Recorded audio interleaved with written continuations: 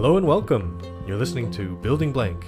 A collaborative world-building podcast. We're your hosts, Greg And Travis. and today we're diving into the world of heroes.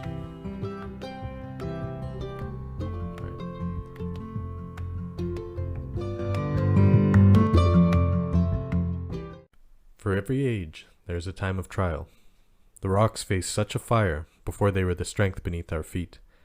The plants braved vast winds before their roots could give us life. As a sage of considerable years, I have known only one such great ordeal. Yet the hero it created was a champion of all time. So that was a quote from Samos the Sage from one of my favorite games, Jack 2. Good game. Yeah. You sent me on Discord the synopsis of the Jack games, and I was like, oh, I love these games. And then I watched it, and I'm like, I don't have any recollection of Jack 2. Yeah, you were saying I've definitely played Jack 1 and definitely played Jack 3. I have no idea what happens in Jack 2. Which is so funny because so much of like the main plot happens there. Like who Jack is and the relationship between like the, there's like some time stuff going on. Yeah. But yeah, I wanted that quote in the beginning because right off the very first thing he says is, for every age there's a time of trial. And that just really reminded me of our Ages and Eras episode, right? Like there's the big conflict at the end, and then that conflict is going to produce some heroes. And then in the new age. Yeah, and then that ends and then the new age starts. Yeah. It's really harkening back to that Ages episode. Yeah, and then like they're talking about the rocks face such a fire and the plants brave vast winds. It's almost kind of talking about like a dawn age.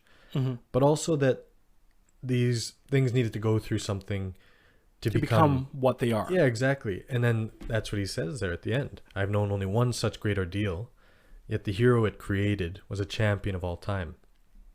And so it's just basically saying like the greater the adversity, the greater the hero, or just the fact alone that you need some sort of conflict to create a hero. Yeah, otherwise if there is no conflict, why would there be heroes? Exactly, right? Yeah. And so just kind of, there's a whole bunch of different ways that people use heroes or the term hero, right? So just some of them thrown around a lot. Yeah, it could be like straight up legendary heroes, so from myth and legend, or like a glorious past, or going back to our ages, it could literally be an age of heroes. Yeah. And another thing kind of closely related to that is demigods. Yeah. Are often heroes like Hercules, son of Zeus, or Percy Jackson's Heroes of Olympus, where all the heroes are demigods, right? Yeah. One of their parents is a god. So that is kind of one of the forms of what a hero could be. Another one is just basically using a hero as a byword for the main character or the protagonist.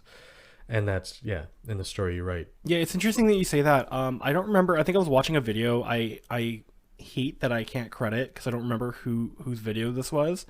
But they basically, their thing was in Lord of the Rings. Yes, it's told by Frodo's perspective, but Frodo's not the hero. Sam's the hero. Yeah, I really like that. So Frodo's the main character, Sam's the hero, and it really stuck with me, and I've been thinking about that for like a while now, and I can't for the life of me, I can't find that video again. Oh man, I'd love to, but yeah. Well, if we find it, we can link it. Yeah, we will link it if I ever find it again. Yeah, because Sam does he goes through so much character development, right? Yeah. Whereas Frodo's kind of passive. Well, physically maybe, but he's going through his own struggle. It's internal, and he's dealing with a huge threat, right? Which is the influence of the ring. But another thing, going back to just what a hero could be, it could also refer to a player in your D&D campaign. Yeah. Usually the players are considered heroes, not necessarily. Yeah, they're called heroes maybe. Yeah. Or we might refer to them as that. Yeah, so there's this really funny meme, and I have it here. It's from, it's originally from Tumblr. Okay. But it goes Dungeons and Dragons, Expectations, Lord of the Rings, Elder Scrolls, Game of Thrones, etc. Reality, It's Always Sunny in the Forgotten Realms. Yeah. Which is I played in a lot of D&D games, and that's very accurate. Yeah. Well, even my guy Taz. Yeah. That's totally what I wanted. Remember, I was thinking all these epic things I'd never played before, and I was just I want this awesome hero. I just want him to be the coolest thing ever. Yeah. And then as soon as we started it, your comic relief immediately. And I mean that's just kind of what I do anyway. Yeah. So it's natural that I'd make my character a comic relief character. But yeah, he's a very dirty character. Yes, he was. So, yeah. Another point that brings up is you guys might think, like the players might think that they're heroes, but how are they perceived by the common folk? Yeah. Like in that world, are they actually heroes? Like you're calling them heroes, but are they? You know? Yeah. Or are they seen as, oh, these mercenaries roll into town with a whole bunch of money, they throw gold around. Yeah. That true. we will never see that much gold in our lifetimes.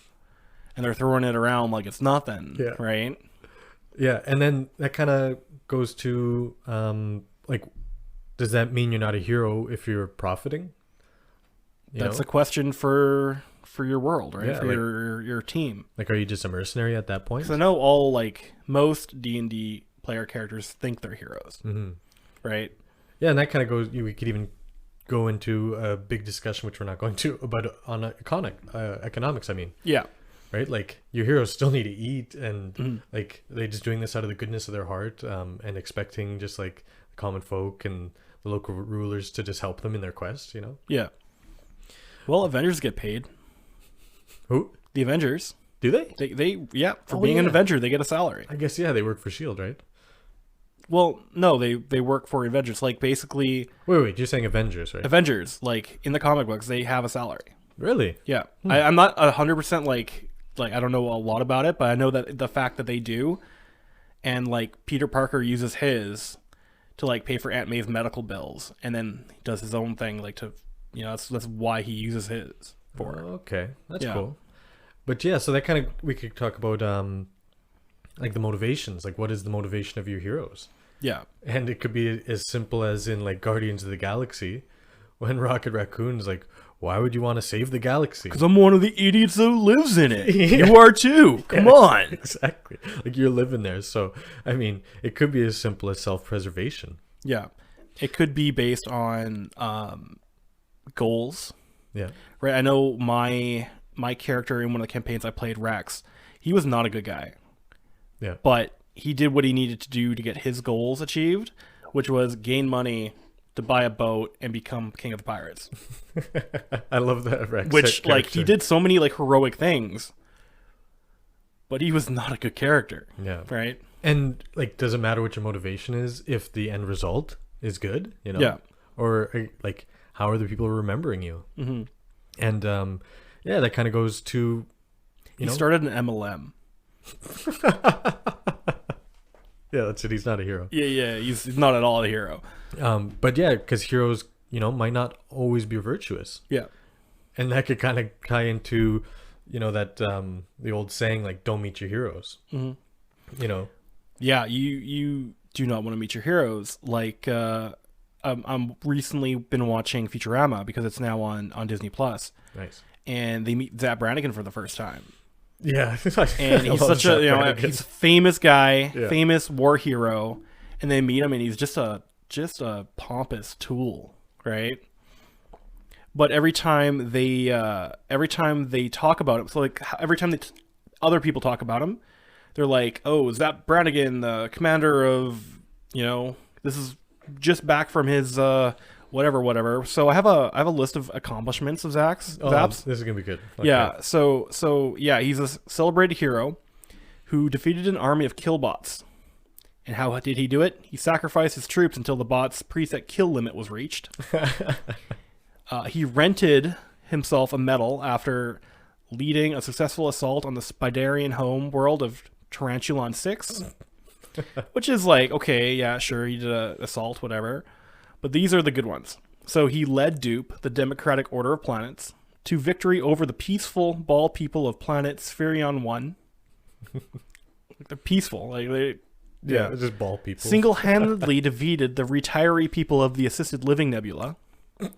Annihilated the pacifists of the Gandhi Nebula. Conducted a triumphant carpet bombing of Eden 7. Just a terrible person. And he authored Zap Brannigan's Big Book of War, which is likely a plagiarized version of Sun Tzu's Art of War, which is hilarious. Yeah. Yeah. And the media and everything calls him this huge hero, and he's just this guy that is really shitty.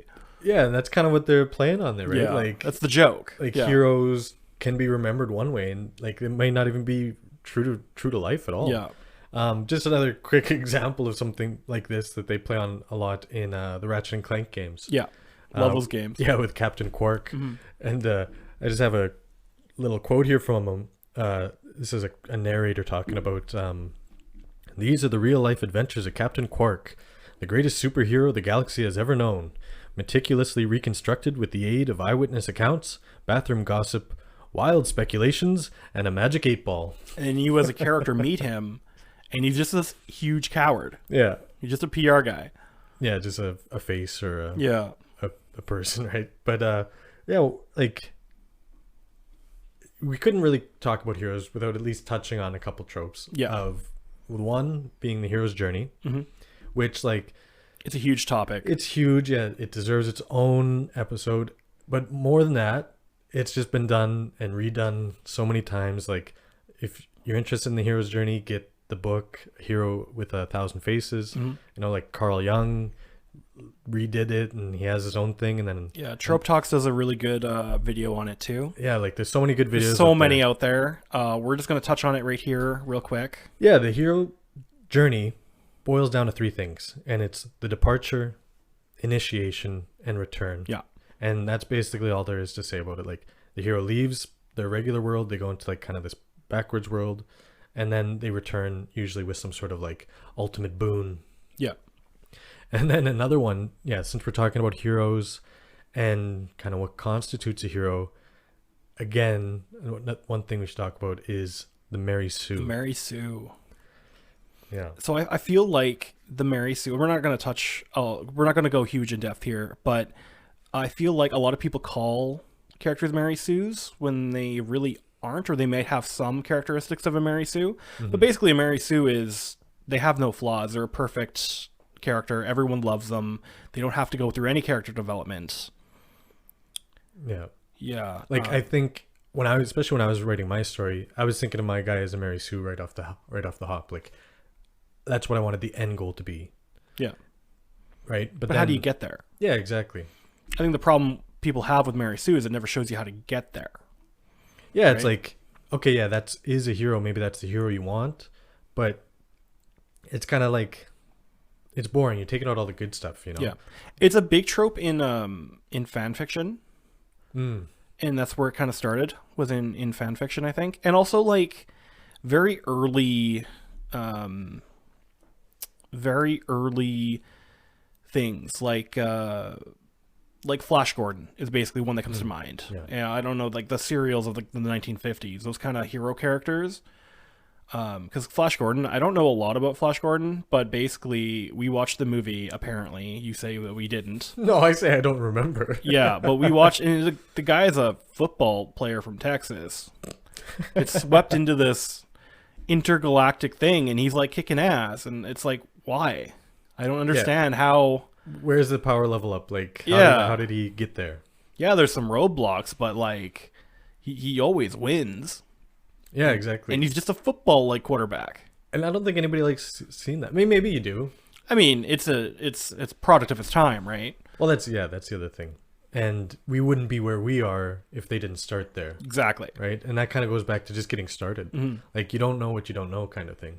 Yeah. So basically the gist of that is give your heroes obstacles, give them character development, let them grow and overcome their flaws, and that's what really makes them heroic. Yeah, exactly. And so I didn't want to talk about the hero's journey, but there is this interesting model, I guess I'll call it, that this guy named Sean Coyne, who's an editor, and he's got this this website called StoryGrid, and so I'll just get into that. We're not sponsored, by the way. No, and all of his stuff is free on there, so like you don't need to spend any money to look up on this. But he basically retakes the famous Elizabeth Kubler-Ross from her book on death and dying, that the 5 stages of grief, basically.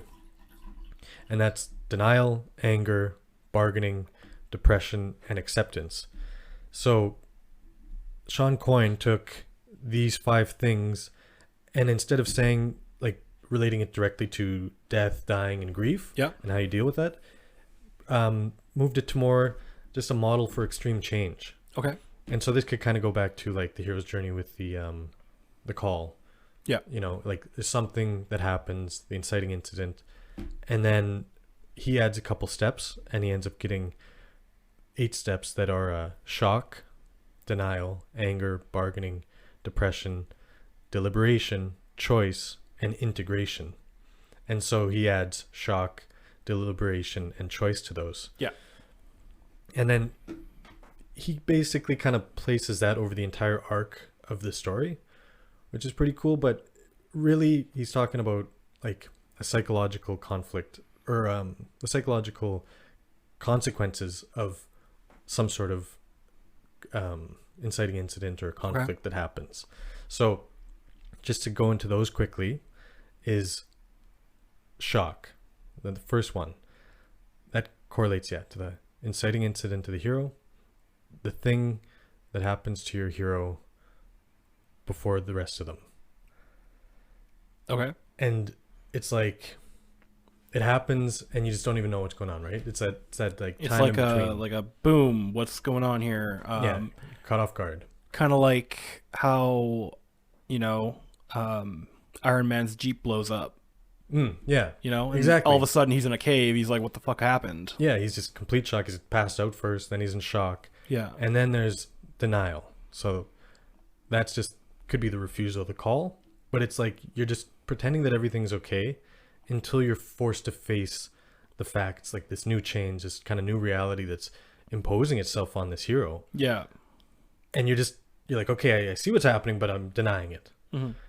Then you get into the anger, and it's like Coin here says, like, once we can no longer bullshit ourselves about our circumstances, we get angry. Yeah. Right? You're like, no, I refuse that. That's not my reality. I want things to be normal, like, but you're angry about it because you know you can't be. So then, after you burn off your anger in usually destructive ways, we search for the easy way out. And we begin to bargain, like, oh, maybe if I do this, like, this is kind of like the half measures part, like, maybe if I do this, I can get back to whatever. And then you find out, like, there's no going back to the way things were. You become depressed. Yeah. And this kind of correlates to the midpoint low of the story, or the all is lost moment. And I was telling you about this before we started. Like last summer, I was really interested in like the structure of how a story works. Yeah, you're telling me that when you watch movies, that you look for that midpoint and you pause. Yeah, and like midpoint low, it happens in so many movies. Like, oh no, this is something crazy just happened, and the hero's just like defeated. Just like pause it and see where exactly that is in the movie, because some get it like literally dead center in the running time. So, like these professional writers are following some of these things, Yeah, they're following a structure, and it works, of course, because we're watching these movies, right? But meanwhile, like you're following that hero, right? Like they're not just like this paragon that's nothing bad happens to them. They're going through all these very human psychological and I things. think that makes them more compelling, because if the character, same thing as we talked about in the God episode, if the character is all knowing, all powerful, that nothing bad can happen to it, it's boring. Yeah, like we can't relate to that as humans, but we can relate to someone who has some flaws, right? Yeah, and somebody who's going through like that kind of depression thing, or the bargaining or the anger. Cause maybe not everyone can relate to that character in that specific way, but it's better than no one being able to, because no one is perfect. Yeah, and we've all felt those emotions too, though, right? At some point. Yeah, so then after depression, the hero's like down and out. They kind of hit rock bottom, but usually that's kind of where they find some sort of answer. And this comes to the next one, which is called deliberation. So that's where the hero looks at their options. And Coin here says, we dig deep and confront our demons, stare down our problems, and resolve to beat them into submission, which is pretty cool. Like, yeah, it's that digging deep that I really find heroic. It's like they lost everything, but then they still found that they have enough. Like they look inside themselves, find the gumption. Nice. I like that word. To press gumption. on, right? Yeah, and not only that, but you just like they come back and it's usually kind of like badass. And Yeah. I mean that's why they're heroes, right? But then, so that would take us into like the third act. But yeah, I'm not going to go too much into story structure. But that takes us to the choice. That's the seventh step, the point of no return, and that's the climactic moment the hero must decide to do something. Yeah. And- am I gonna go face the big bad guy, or am I gonna go home and pretend that nothing happened? Yeah, exactly. Right. And I mean, it wouldn't be much of a story if they just went home, right? Yeah. Well, and maybe prove me wrong.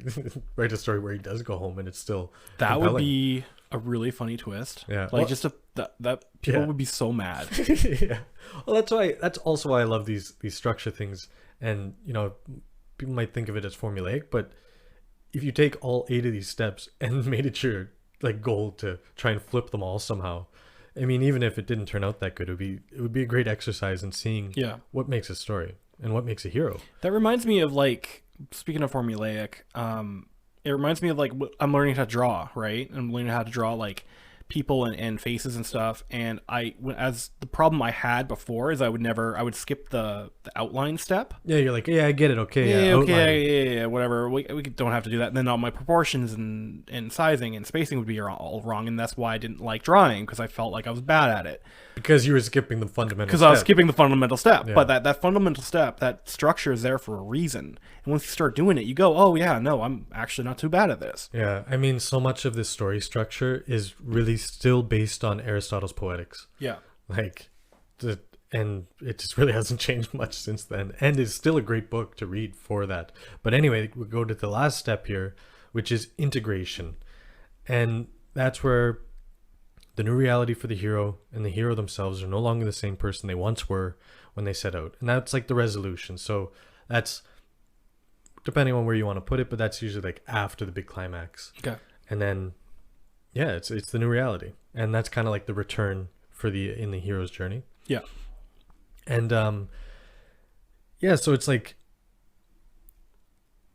you're facing a challenge, you're facing some sort of adversity, or the hero is, and it's those winds of change and the storm that strengthens them, right? Going back to that first quote, it's like the fire that the rocks face before they could be the strength beneath our feet.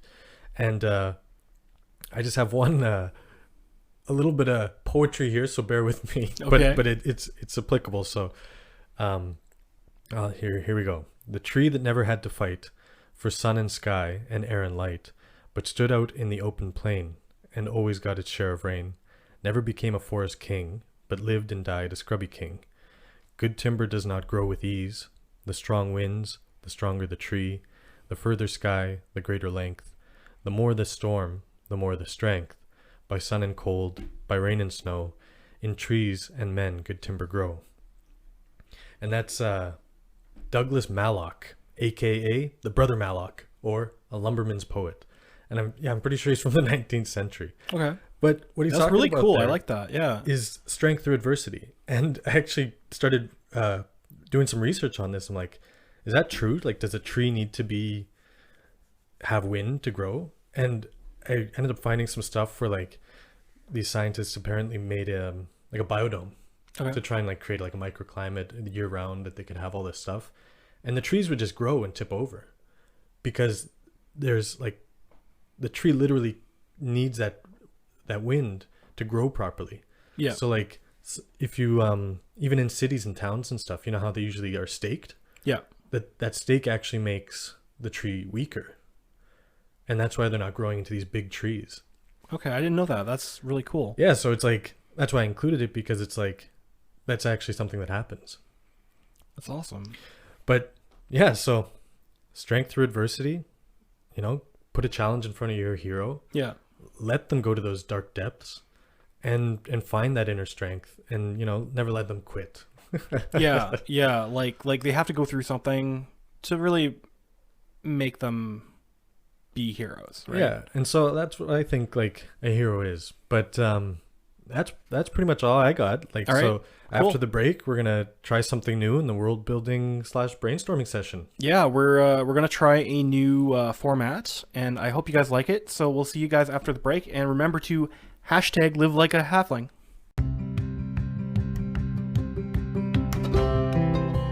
All right, and welcome to the break. This is the part of the episode where we don't talk about heroes. What's a hero? So what are we going to talk about? Well, we have some exciting news to share with everyone. This week, we are launching a new show, or segment, or whatever you want to call it. We're going to call it Tavern Talks. Yeah. And we're going to be live on both Discord and Facebook. And what we're going to do is we're going to take your questions, chit-chat, hang out with you guys, and we're going to, do something as we're doing this. So this week, we're going to be working on maps. Yeah. So we'll have a screen share going with the map making going on. And we'll just, hang out and chit-chat. Maybe next week we'll, do something else. We'll paint minis or work on something. That way, we have a little bit more talking with you guys. Yeah, maybe give you a reason to do those things as well. Maybe you need some stuff you need to do on your world. Yeah, we're going to do that Thursdays between 8 and 9 Central. Yeah, PM. PM, yeah. Not in the morning. That's way too early. Yeah. All right. And then, there's one more thing. Some of you may notice that basically I messed up the Goddesses of Country Music last week. Because, I said there were 7 of them, but then we ended up posting that picture because there was 3.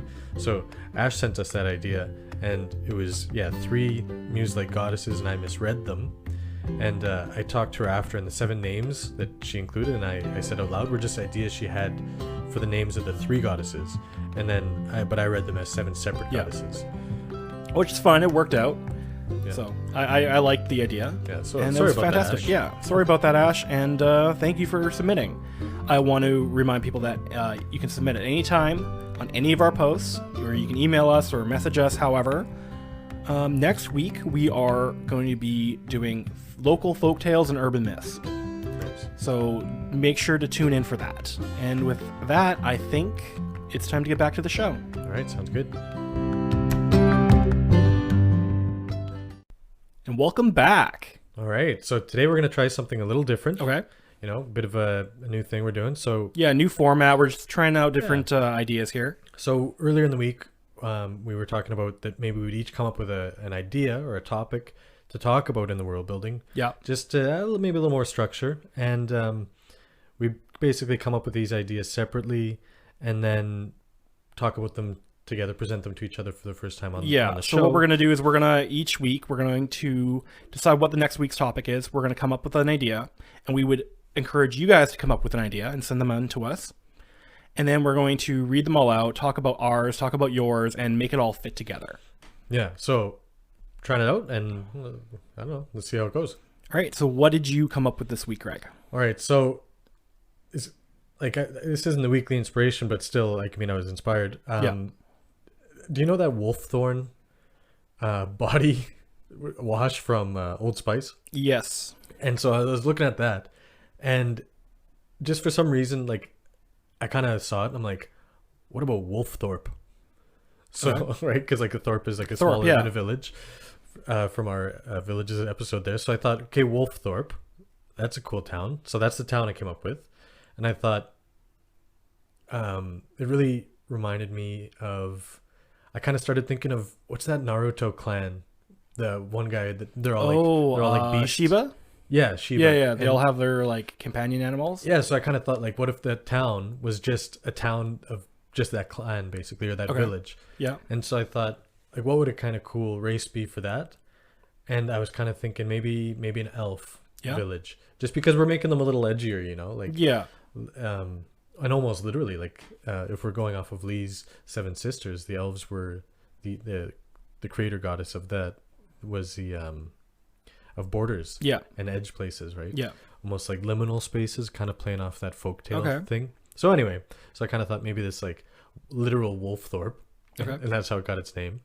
And then since we were going to come up with a town each and then a local hero, right? Yeah, we're going to do a little village. We're going to try to flush out the countryside a little bit here. Yeah, that was the whole intent. Maybe I should have started with that. Yeah. But so then I was really thinking of the local hero for them, for basically basing it on Gina Peretti, or Chelsea Peretti, Gina from Brooklyn Nine-Nine. Okay, yeah. Because she's always like, my spirit animal's a wolf, or whatever. Yeah. She's got that wolf blanket and all that.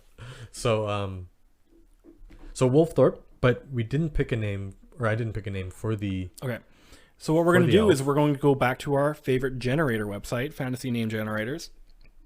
Again, we're not sponsored in any way. It's totally free to use. And so we have pulled up the elf name generator here, and we're in the female section, and you are going to roll a d20, and that's how many times we're going to click the thing. Okay, so here we go.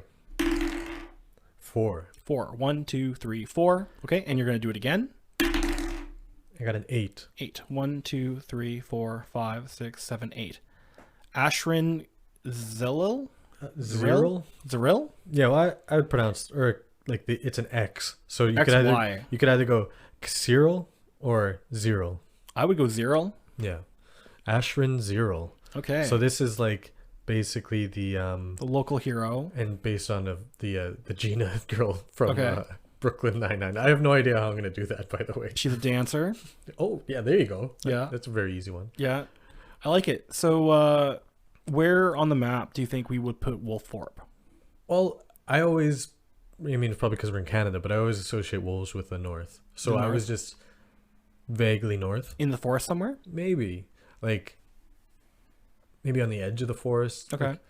Like at the like very about top here? of the map, maybe, though? Like way up north. Well, because that's a real edge space where, like, the mountain meets the trees meets the coast. Okay. So like way up north. Yeah. Well, I guess it doesn't need to be. It can be. Whatever you want. That sounds like a good idea. Yeah? Yeah, I like it. All right, okay. So way Yeah. up north, there's a little place called Wolfthorpe Okay. with, and their local town hero is Ashrin Zero. And why is she the hero? What did she do? Oh, I don't even know. Maybe she's just like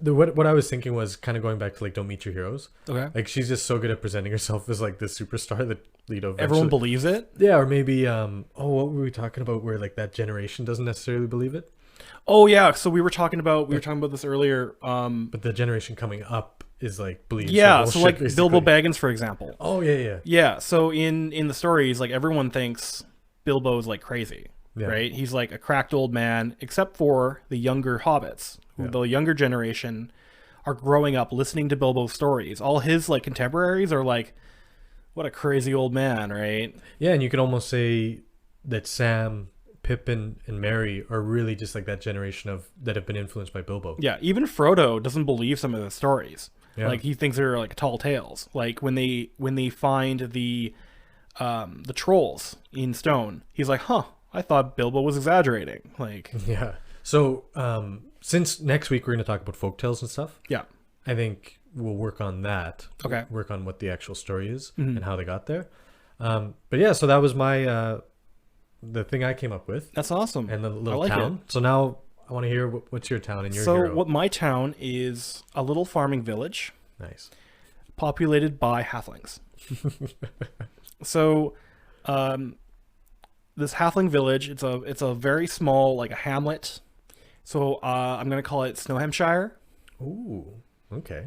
And it's gonna be like, maybe not on the Clearwater Rush, but like tributary, like a small stream or something runs through, and there's some hills, and it's like a whole bunch of little hobbit holes, Mm-hmm.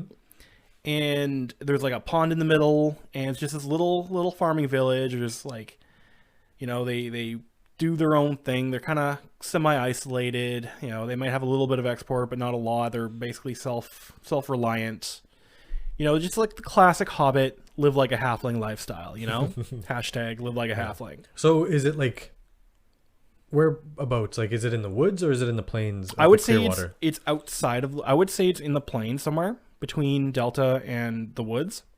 Yeah. So maybe we could just add a little hill At a little hill somewhere. or A little hilly area. even like a line of hills. I was thinking somewhere south of the river, Okay. and like with like another like tribute to like a small stream, either like off the river or like into the river, like Yeah. somehow connected. And that would kind of make sense. Going back to settlements, there's a reason that they'd be on the river, right? Yeah.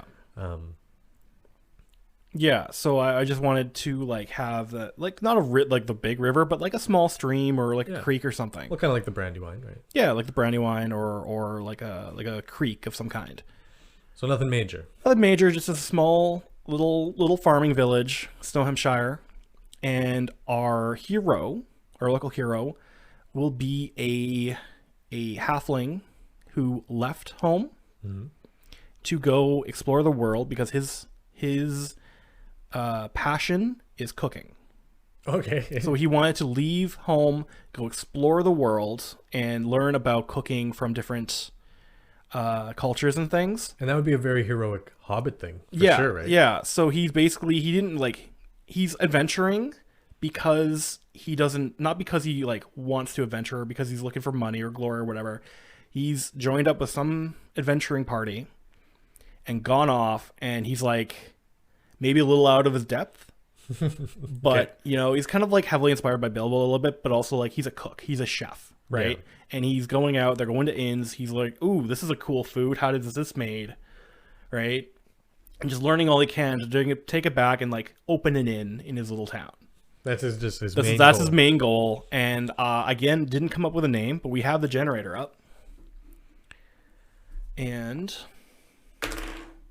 12. 1, 2, 3, 4, 5, 6, 7, 8, 9, 10, 11, 12. And one more. Number 1. Oh, that's a cool name. Flavis Zaragambi. That is the weirdest Hobbit name I've ever seen, but I like it. Flavis. It's almost like flavor, like Flavis or Flavis. I kind of like, yeah. So it actually works. Yeah, I like it. And his whole end goal is to like open an inn and like just provide food for, the surrounding, villagers. Yeah. So Zaragambi or Zaragamba? Gamba? Zaragamba. So I like Zaragamba. So Flavis Zaragamba from Snow Hampshire. Yeah. I like it. That's awesome. Right. And he's just out and about adventuring. He's hooked up with a party, and maybe he's like a little reluctant to like dive into some of these dungeons, but that's part of what you sign up for to like, because he can't go out on his own down the road, right? He's just a little halfling. But what kind of, there might be recipes in the There dungeon. might be. You never know. Won't know unless you go down there. Exactly. So he like cooks for them and, does this thing. I'm thinking he's a rogue. Okay. Like just because he's naturally quiet. Like he's just, a little guy, little hairy feet, the whole Hobbit rogue trope. But he's not like a kleptomaniac. Like he's filling that role because like he kind of has to. And because he can. Which is kind of similar to Bilbo as well, right? Like, yeah, where he's like kind of reluctant to do it, and he's not doing it out of like greed or anything. But he's got those little fingers that can lockpick real well, right? Just before we move on, that makes me think like, what would a Shiba from Naruto, what kind of class would that be? Do you think that would be a ranger? Oh yeah. Yeah. Okay. A Beastmaster Ranger. Beastmaster Ranger. Yeah, okay. definitely. So that's definitely what my what the heck's her name now? Oh well, doesn't matter. Ashrin. Oh yeah, Ashrin. Sorry, I have the generator like up just on another tab. That's funny because that almost sounds like Ashern. Kinda. It's pretty north. All right. So that was Week in Review.